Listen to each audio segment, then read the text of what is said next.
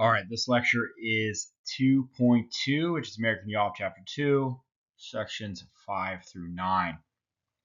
Okay, we're going to talk about how Spain,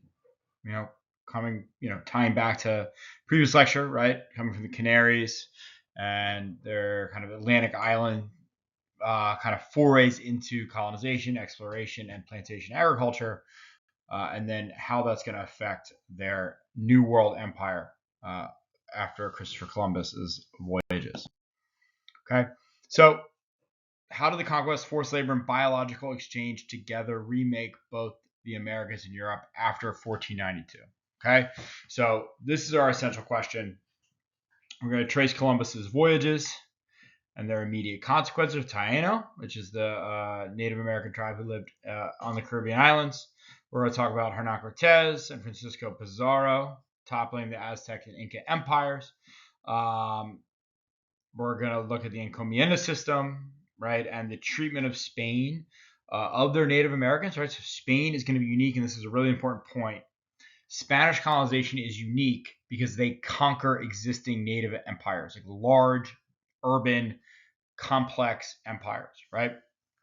The French, the English, the Dutch, they don't have in North America, they don't have the Native American populations are not to the same level of urbanization, the complexity of government, right? So it's very different. The population is not as large, right? So, and this idea of the Black Legend, that Spain's treatment of Native Americans was uniquely terrible and uniquely bad, right? This came especially out of England and Protestant Europe, right?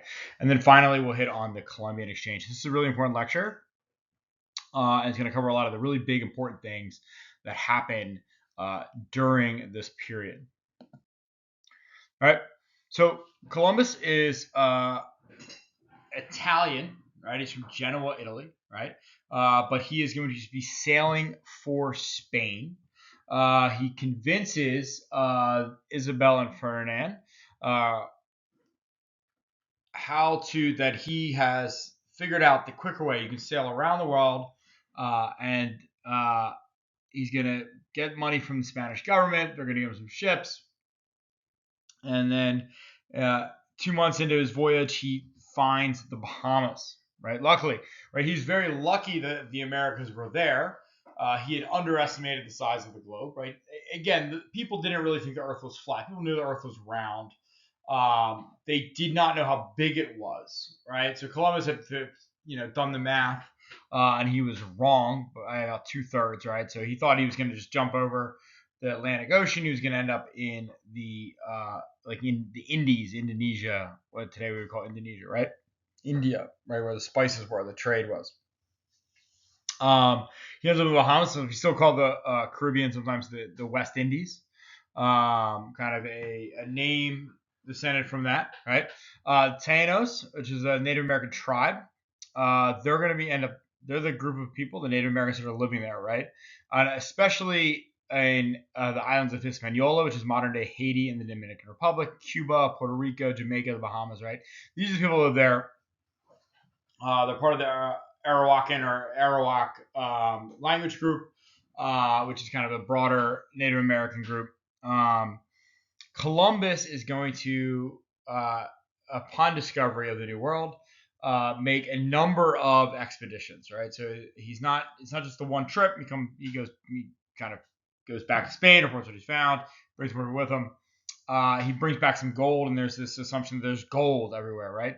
And the Spanish really focus on Cuba and Puerto Rico and Hispaniola as the main these are the big islands in the Caribbean. These are, where the Spanish are going to focus a lot of their initial colonization estimates on, right? And Columbus, will read his journal in class. Slavery is another major motivation for him, right? That he says it directly that these are nice people. They'll make excellent slaves, right? So he's going to bring Taínos back with him, right? From his first voyage as slaves, right? So what's going to happen is the violence of the Spanish colonization and the effort the Spanish put into it, and the epidemic disease, especially smallpox, but other things as well, are going to hit these populations and absolutely decimate the native population in the Caribbean, right? And in a few decades, they're basically entire gone, right? Everyone's dead, right? The Taino are almost completely wiped out by the passage of Spanish colonization, right? So and you can see in the image here, and this was some black legend, which we'll talk about a little bit more. But you can see, Native Americans being chopped apart, whipped, worked, mining. Right there, the Spanish come in with incredibly brutal regime, forced labor and slavery for the native populations, and uh, the population is just utterly destroyed in a few short years. Right. The next big step in Spanish colonization is into Mexico, right? So Hernan Cortez is a conquistador, and this is ID. It's in your guided reading, your guided notes. Conquistadors and the explorers, and this kind of whole thing here is important. So conquistadors are the men, the generals, the conquerors who are going out to capture territory for Spain, right? These are often the younger sons of noblemen, right? So this is an important thing about European hereditary nobility aristocracy, where the eldest son inherited everything, right? So if you weren't the eldest son, you weren't going to be the next duke. You weren't going to inherit the land. You weren't going to inherit the money.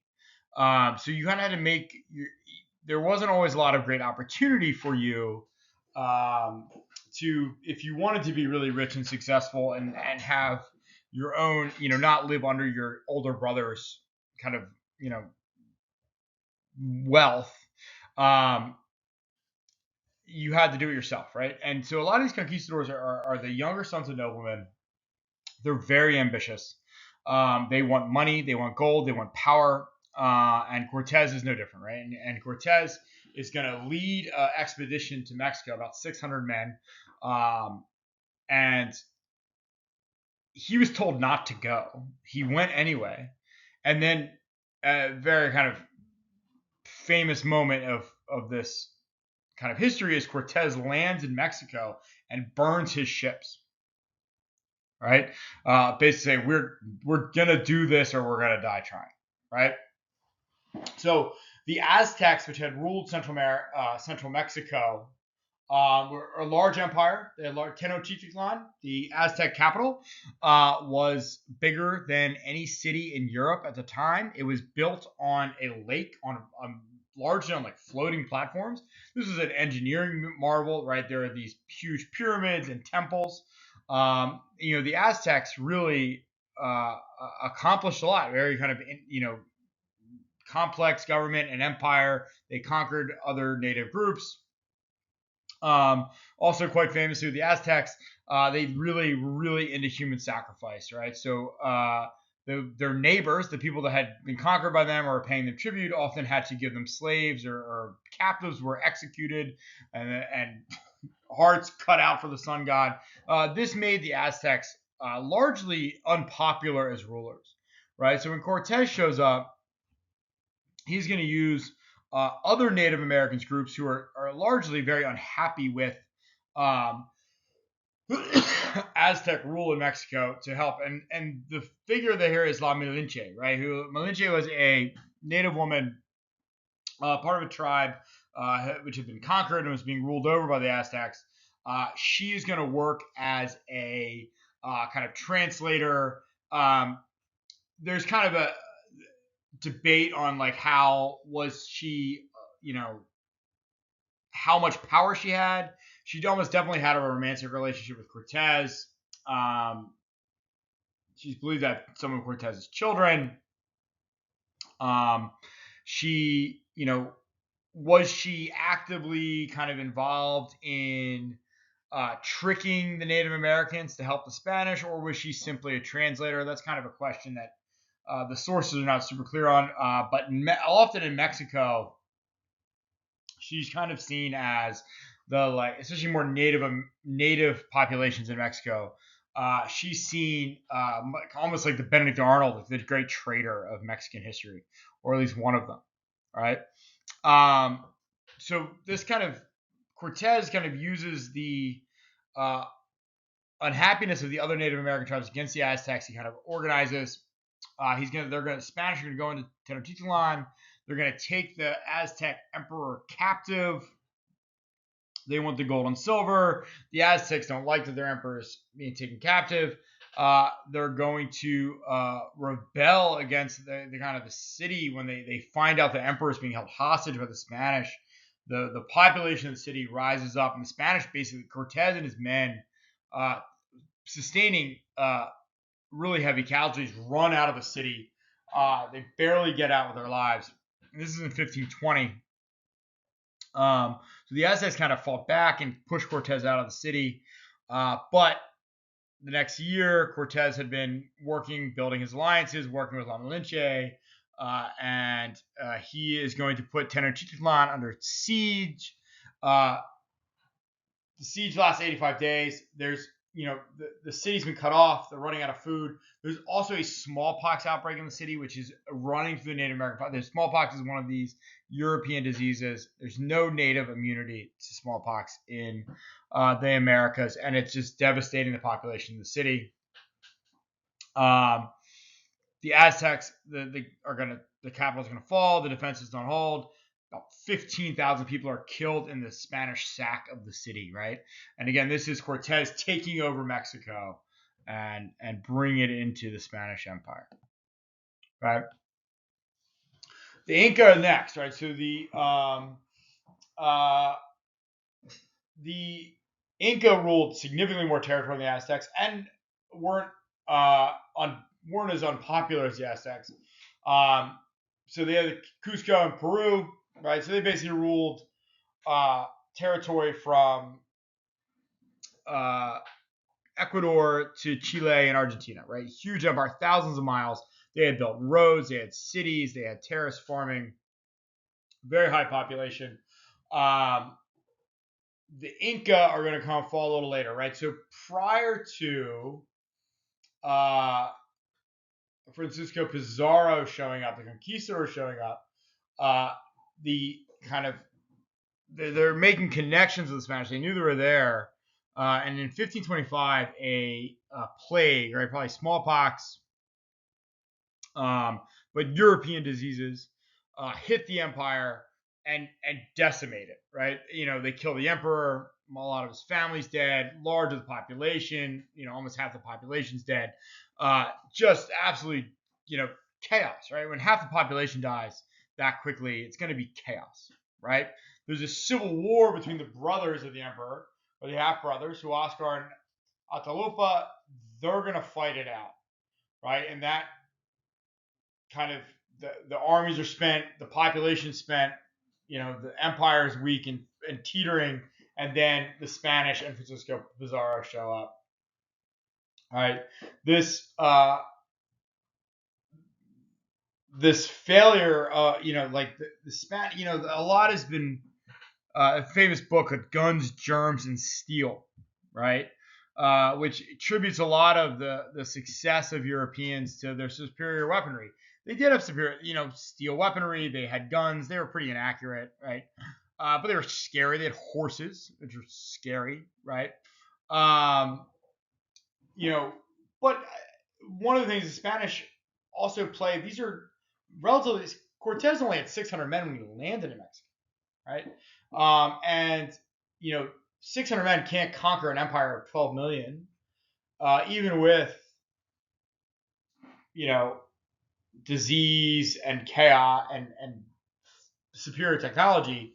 It's these alliances, right? It's this ability to exploit the political situation on the ground, right, to undermine these empires and then to capture them. Okay, the Spanish, right? These conquistadors like Cortez, again, like not a stable person, right? Like he was told not to go to Mexico. He went anyway. He burned his ships, right? This is not a guy that is just going to follow orders without, it being in his best interest, right? The crown kind of realizes that, and they know they have all these guys out there, these conquistadors who are maybe not the most reliable, right? So they create the encomienda system, right? This is an important thing to remember here. It's basically like a land. An encomienda was a land grant, right? It's almost like feudalism, right? Think back to world history. Like you were given a group, a territory in Mexico and Peru, wherever it was. You were the encomiendero, right? Like you were the guy in charge. It was meant to be hereditary, but they could give it to other people if they wanted to. And your job was to convert the Native Americans living in the region and in your encomienda, and then in exchange for your protection and your salvation, the Native Americans were going to work for you, right? And they were basically enslaved, right? So they were serfs or slaves, however you want to talk about it. The conditions were brutal, right? The silver mining, right? There's these huge silver deposits in Latin America and Mexico and in Potosi, which is in modern day Bolivia, right? Hundreds of thousands of native slaves, right? Similar to the Caribbean, decimating the populations, disease, death. The native populations are so much higher in Peru and Mexico that they didn't wipe them out. And all of these brutal conditions of slavery leads to what we call the Black Legend, right? Which is kind of the British and Protestant powers kind of blaming this brutal Catholic Spain and their terrible treatment of the poor Native Americans, right? These silver rings also brought tons of money in, tons of settlers in. And we'll talk more about De las Casas. We'll read the documents and Juan de Sepulveda. This is a really important debate. It's called the Valladolid debate, a city in Spain where these two guys hashed it out, right? But we're basically talking about the personhood of the Native Americans and how Native Americans would be treated. De las Casas, who is a Catholic bishop, writes a very convincing book about how terrible Spain is behaving in the New World, that they basically reform the encomienda system, which was meant to make it better and make the Native Americans not be treated so harshly. It didn't really do as much as you thought, but like there was an awareness at the time, even in Spain, of how terrible they were behaving in some of these areas, right? I think we'll talk more about this later, but as we compare empires, Spain doesn't send a lot of women, right? Not a lot of Spanish women move to the New World. It's a lot of Spanish men who are going there often to get wealthy, right? This, creates what happens is the single Spanish men who go there marry or sometimes just have children with Native American women, right? And what develops is this kind of racial caste system where basically how Spanish your ancestry was determined your position in society, right? So you had the Españoles, or sometimes Peninsulares, or people who were like born in Spain, right? Versus the Criollos, who are people who are basically had no native or African ancestry, right? They were the Criollos or the Creoles. But they're born in Mexico or Peru. But the largest kind of class of people was the mestizos, who had European and Native American ancestry, right? And then also people with European and African ancestry, right, were also part of this hierarchy. And this kind of develops, we'll look at some documents and talk about this in a little greater detail in class, but it's an important piece of understanding for how Spain operated in its colonies.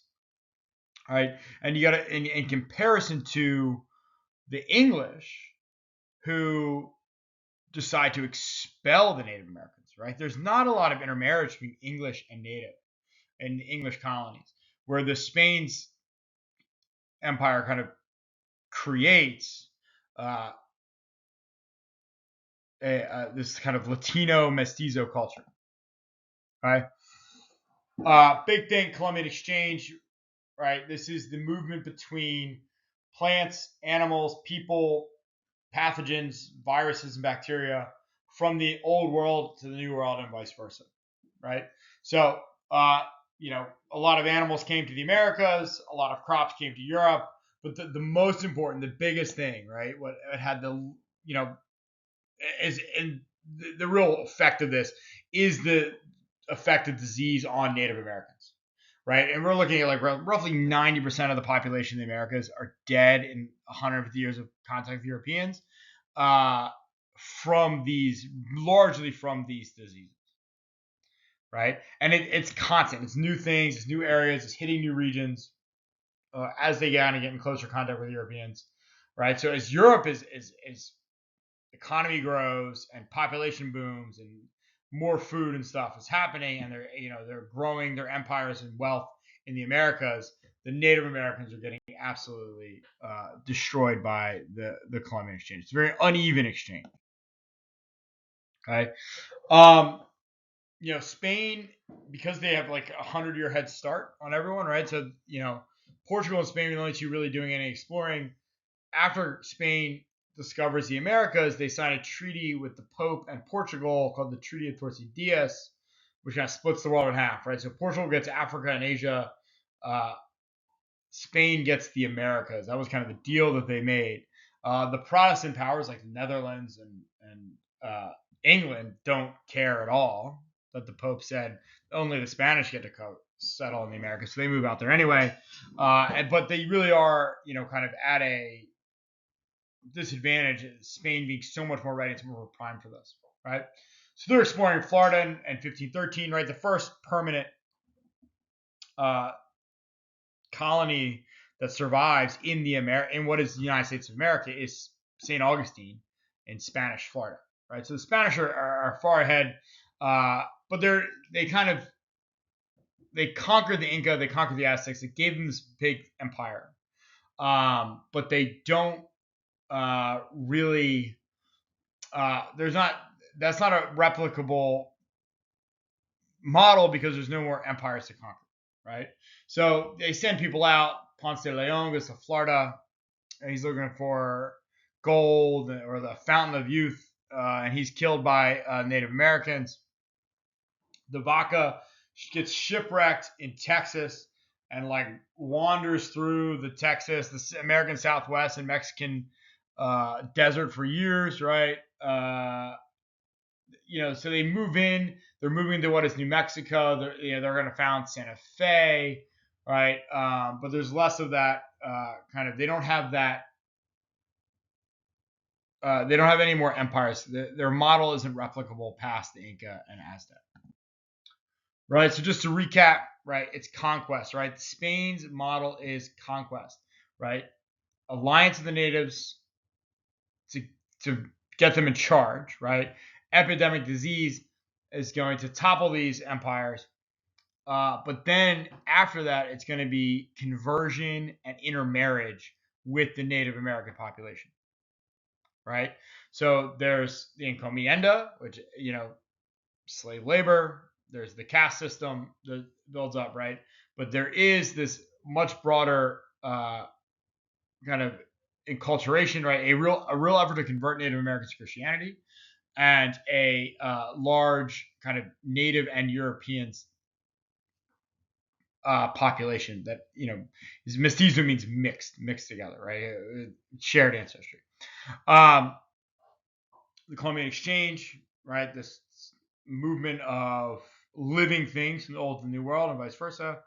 And then there's this other thing too, is like kind of how, and we'll look at this some of the primary sources. This misunderstanding of Europeans and Native Americans on how the world works and what's important in it. Okay. Discussion question for class, historians debate how much credit or blame to assign to disease versus violence versus alliance politics in explaining the fall of the Aztecs or Inca empires. Which factor do you find most persuasive and why? Right. So come ready, kind of think about that question, ready to go. Right. And we'll be moving on to the other European empires in lecture 3.1.